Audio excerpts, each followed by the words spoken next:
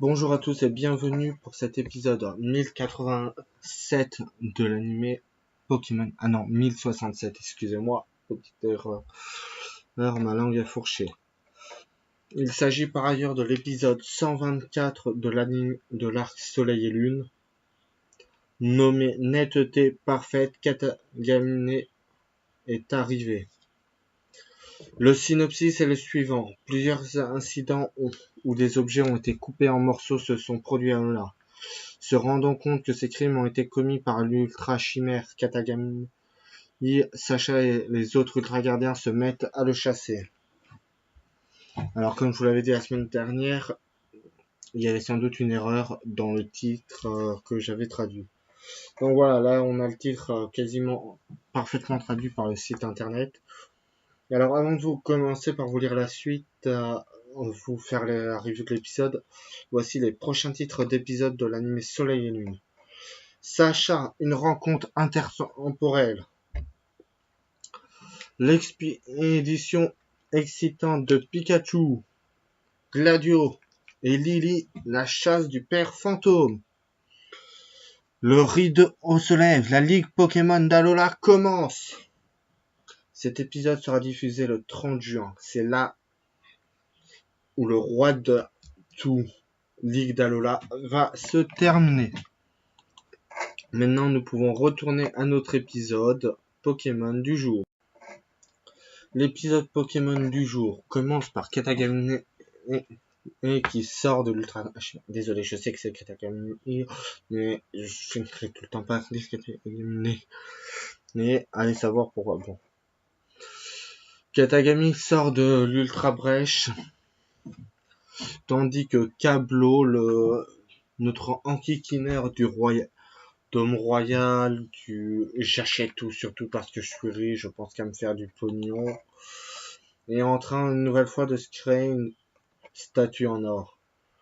Mais celle-ci est littéralement tranchée en deux. Parfait. Notre maître Flamme entre en scène. Zoro et les autres vont avoir du boulot s'ils veulent pouvoir le battre.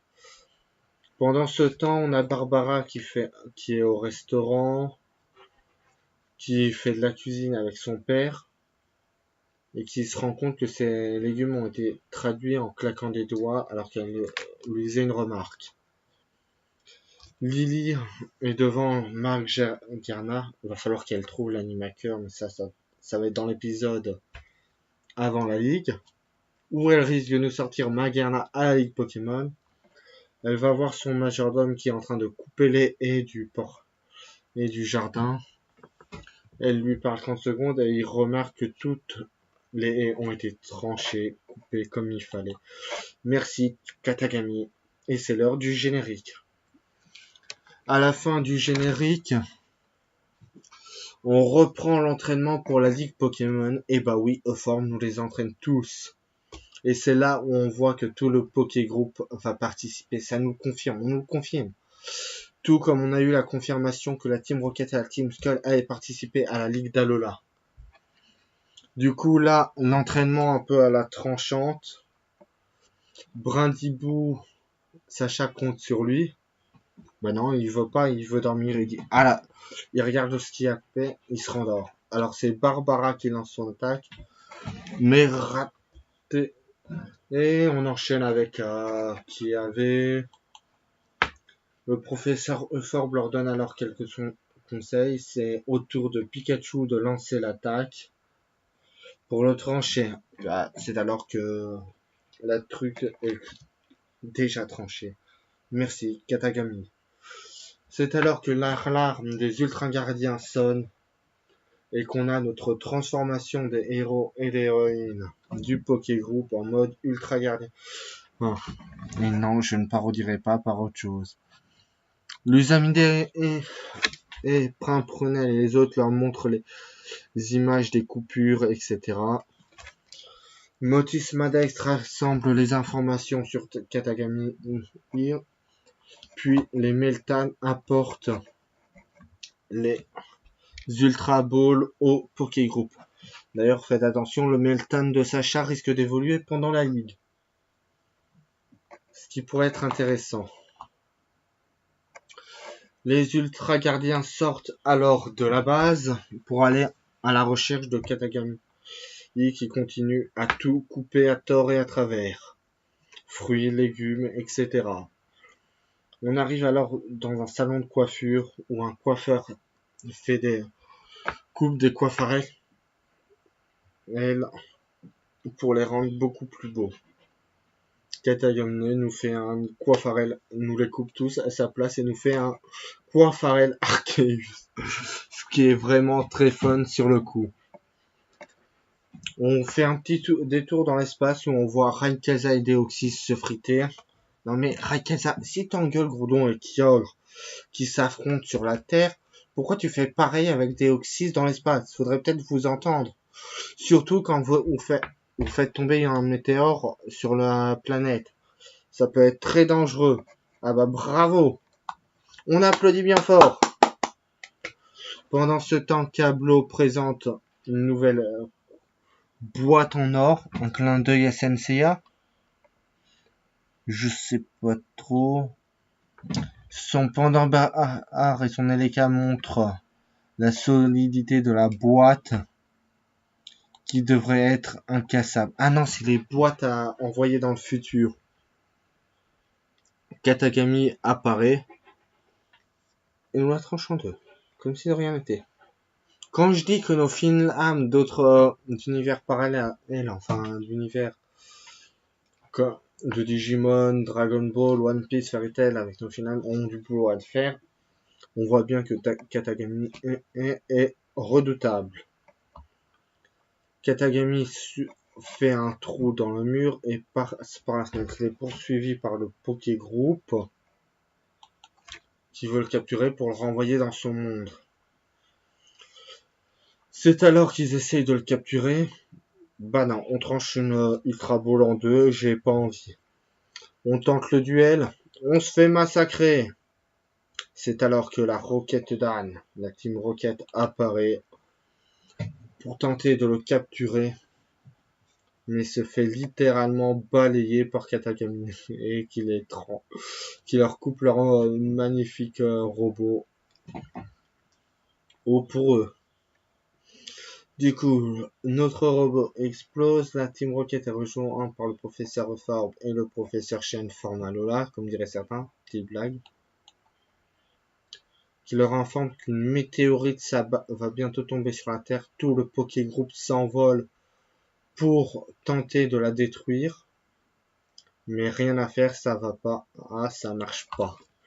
Katagami arrive et nous la coupe en 1000 morceaux, la rendant complètement inefficace et la rend complètement inoffensive pour la planète. Il repart ensuite dans son ultra brèche de lui-même, qui semble qu'il ait lui-même ouvert en tranchant l'espace. Oui, Katagami, il tranche l'espace. On le voit bien à la fin de l'épisode en plus, nous le refaire. C'est vraiment très sympa. Pour cet épisode, j'adore. Merci. On peut faire à présent un point sur les ultra chimères et les ultra gardiens, parce qu'il me semble qu'on les a déjà tous faits. Alors, Zéroïde, on l'a vu avec dans l'anime fusionné avec Usamine, donc c'est bon. Mouscoton, on l'a vu avec un concours de bogas attitude. Crankrelov qui s'est montré redoutable mais s'est fait rouler dessus par Chelours. Cablifer qui s'est fait un concours avec Pyrotechnique. Pyrotechnique. Engloutirant, il s'est affronté Zeraora et Pikachu dans un double épisode à double coup de Fulgurlance Gigavolt. Venimi, il a accompagné Sacha. Mandrillon, on l'a vu avec dans l'arc Necrozma, dans la partie Necrozma de l'arc Ultra Chimère. Ama, lui aussi, on l'a vu par les concours de saut qu'on nous a bien montré. Alors, on a vu toutes les formes de Necrozma. Donc voilà, on a plus de Ultra Chimère à voir. Là pour le moment on les a tous vus. Côté Pokémon fabuleux, lors de la 6ème génération, Marshado est apparu en mode clin d'œil. Zeraora, lui, on a eu un double épisode et un film. D'ailleurs, j'avais oublié de film avec Marshado, le Je te choisis, que j'avais vraiment adoré. Et là, on est en train de nous préparer Marguerana sans doute pour la Ligue Pokémon. Alors, on n'est pas à l'abri non plus d'un retour de Marshado ou Zeraora. On risque de pas tarder à avoir Melmetal, à moins qu'il nous garde ça pour l'arc Galar, ce qui n'est pas impossible. Donc voilà, on a vu tous les Pokémon fabuleux de cette génération. Cependant, ça ne nous empêche pas de voir des Pokémon, ça ne nous empêchera pas de voir des Pokémon légendaires d'autres générations. Alors, le roi de toute la ligue va se terminer avec l'épisode Gladio et Lily, la chasse du père fantôme. Cependant, faites attention aux équipes Pokémon qui sont incomplets. On peut avoir une ellipse disant que, tac, voilà, comme ça on sort de nouveaux Pokémon qu'on n'a pas encore vus jusqu'à présent. Parce que là, ça voudrait dire qu'on nous en élimine les 3/4 en éliminatoire, ou sinon on va avoir des prêts de Pokémon les uns envers les autres. La semaine prochaine, le nom de l'épisode est Sacha, une rencontre intertemporelle. Il s'agit de l'épisode 125 de l'Arc Soleil et Lune. Dans la preview, on voit Celebi qui va surveiller Sacha, qui rencontre Euphorbe. Pimprenel qui montre une photo de Euphorbe avec un Flamiaou. Alors, est-ce que ça va être le grand démasquage? Cet épisode risque d'être génial, je l'attends vraiment avec impatience. D'après les synopsis, l'expédition de l'épisode 126, l'expédition exiltante de Pikachu, est la seconde partie de l'épisode 125. Ok. Je voulais les deux résumer rapidement. Un jour, le professeur Pimprenel découvre une photo du professeur Euphorbe partant en cap avec un Flamiaou à ses côtés. Pendant ce temps, Celebi se montre pendant que Sacha s'entraîne dans la forêt. Sacha et Matoufeu sont envoyés dans le passé grâce au art du voyage dans le temps de Celebi. Quelle est l'idée de Celebi derrière tout ça? L'épisode d'après, le synopsis dit: quand Sacha et Matoufeu reviennent du passé, ils s'aperçoivent que Pikachu et les autres ont tous l'air meurtris et fatigués. Que s'est-il passé pendant qu'ils étaient partis? Attention, ce n'est qu'un synopsis, ça veut pas dire qu'il est impossible que Matoufeu n'évolue pas. On peut avoir plein de trucs. Tiens, au point où on en est, je vais vous lire les autres synopsis. Pour le 127, ça donne: Sacha et les autres se réunissent chez Lily pour s'entraîner aux capacités Z. Lily leur a tous présenté le Pokémon fabuleux Marguerana pour une raison inconnue qui ne bouge pas, qui est paralysé. On va donc avoir un arc, on va parler de l'animateur. Est-ce que ça va être pour après la Ligue Pokémon ou est-ce que ça va être où on va tout régler là dans cet épisode? Bonne question. Pour le 128, ça donne: Sacha et ses amis arrivent finalement au stade Manalo où se tiendra la Ligue d'Alola, mais la Team Rocket et la Team Skull sont également présents. Donc voilà, par contre faites attention, c'est des synopsis, ce n'est pas vraiment officiel.